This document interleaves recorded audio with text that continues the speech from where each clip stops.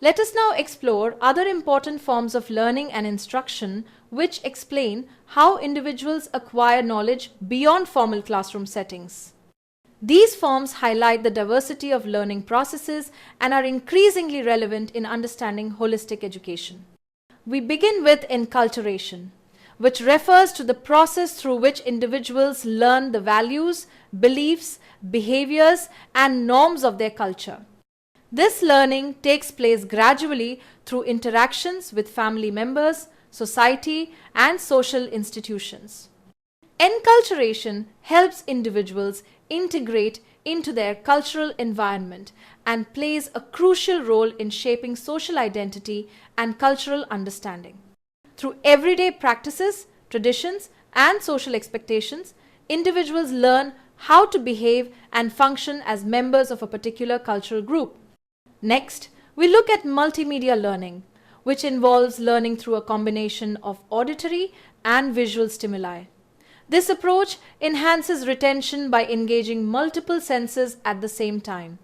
Multimedia learning is especially effective for explaining complex concepts in an interactive and engaging manner. Tools such as videos, graphics, animations, and audio recordings are commonly used to make learning more meaningful and accessible, particularly in digital and technology-enhanced learning environments. Another important form of learning is imprinting, which refers to rapid learning that occurs during a specific and sensitive stage of life. This type of learning is independent of behavioral consequences or outcomes and is most commonly observed in animals during early developmental stages. Imprinting leads to fixed and long-lasting behavior patterns that are difficult to change later. It demonstrates how timing plays a crucial role in certain types of learning. We now come to rote learning, a method that focuses on memorizing information exactly as it is presented. Rote learning emphasizes repetition and recall rather than understanding meaning or concepts. It is commonly used for tasks that require exact recall, such as memorizing tables, formulas, or definitions.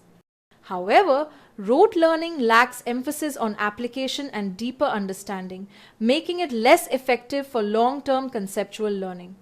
In contrast, meaningful learning focuses on connecting new information with prior knowledge.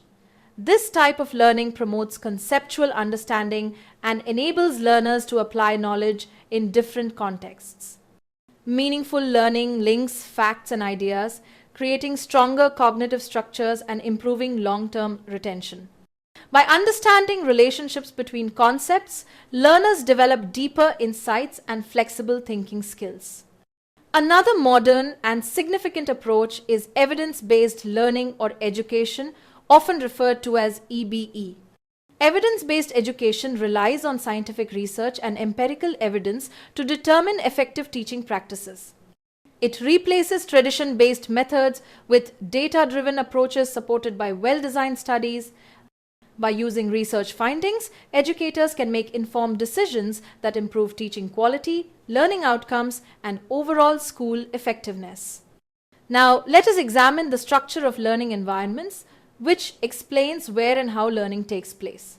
Formal learning occurs within structured teacher-student relationships, guided by a curriculum with clearly defined goals, content, and assessments. Non-formal learning takes place outside traditional educational institutions, such as in clubs, workshops, or training programs, and usually focuses on developing practical skills. Informal learning is acquired through everyday life experiences and self-directed activities, making it flexible and learner-driven. Another emerging concept is tangential learning, where learning occurs indirectly through familiar environments or activities, such as curiosity sparked by video games or media. Lastly, dialogic learning emphasizes learning through dialogue and conversation, encouraging collaborative thinking and shared understanding.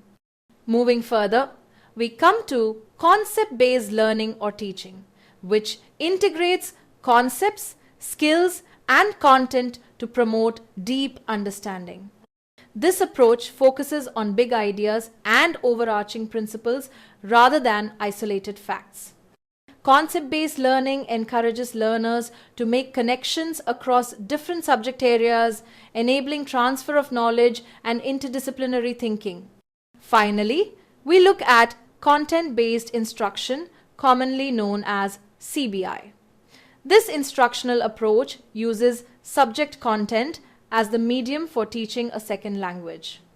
Instead of organizing learning around grammar rules, CBI focuses on subject matter such as science, history, or social studies.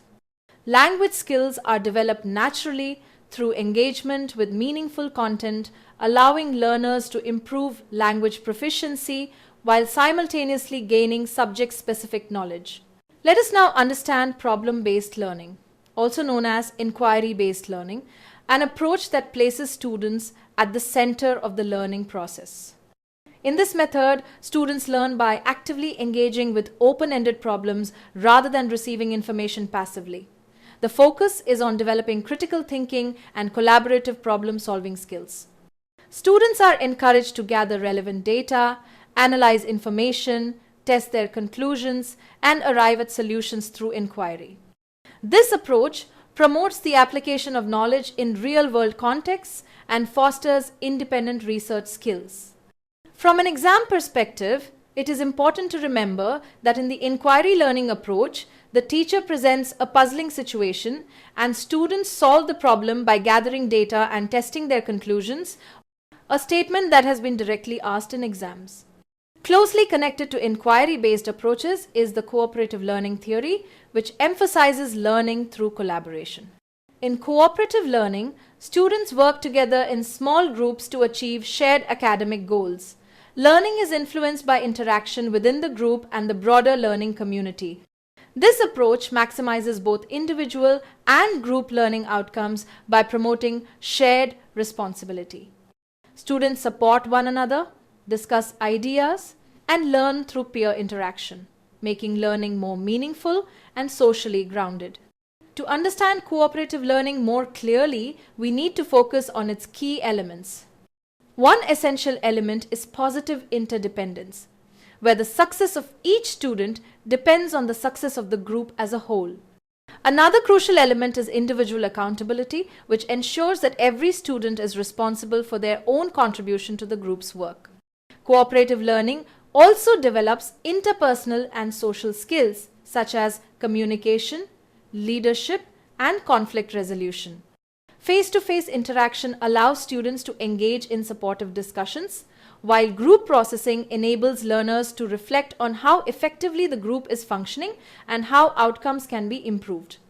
From an exam point of view, it is important to note that according to Brown and C.U. Flectelli-Parker, individual accountability, group processing, and social skills are considered elements of cooperative learning, a concept that has been asked in exams.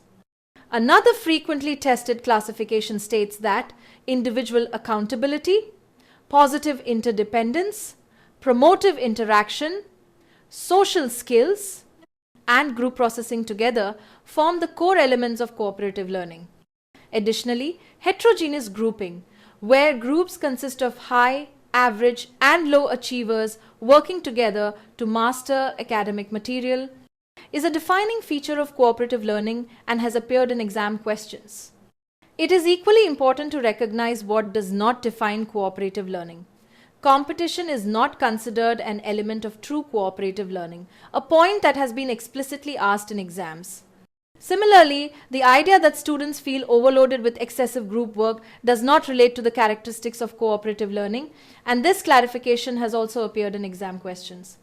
Cooperative learning, when properly structured, supports shared responsibility without overwhelming learners. Finally, let us revisit an important learning-related concept that often appears alongside instructional strategies. Lack of balance among various phases of a complex skill, shifting of attention from one phase of performance to another, and fatigue and boredom are identified as the major causes of the learning plateau associated with the learning curve. This explanation has been asked in exams and connects directly to how learning strategies must be designed to sustain motivation and progress. To conclude, problem-based learning promotes inquiry and real-world problem solving, while cooperative learning emphasizes collaboration, accountability, and shared success.